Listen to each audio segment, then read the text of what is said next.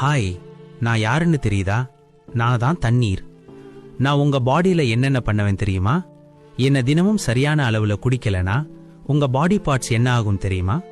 வாங்க பார்க்கலாம். நான் தான் பிரெயின். நீங்க சரியா தண்ணி குடிக்காததால பிரெயினை சுத்தி உள்ள CSFங்கிற திரவம் குறைவதால தலைவலி, மயக்கம், பதட்டம், கோபம்னு பிரெயின் செயல்பாடு குறைஞ்சு இங்க வந்திருக்கேன். எனக்கு 75% வாட்டர் தேவை. ப்ளீஸ் தண்ணி குடிங்க. நான் தான் லங்ஸ்.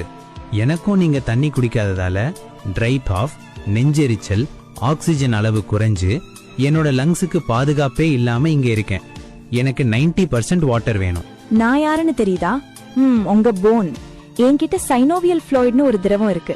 அது உங்களை ஃபிளெக்சிபிலிட்டியா வச்சுக்கோ. நீங்க தண்ணி குடிக்காததால இப்போ அது என்கிட்ட இல்ல. எனக்கு 25% வாட்டர் வேணும். நான் தான் உங்க மசில். நான் தண்ணி இல்லாம டயர்டா இருக்கேன். இதனால மசில் கிராம்ஸ் உண்டாகி என்னோட ஸ்ட்ரென்த் எல்லாம் போயிடுச்சு. எனர்ஜியே இல்லாம இருக்கேன்.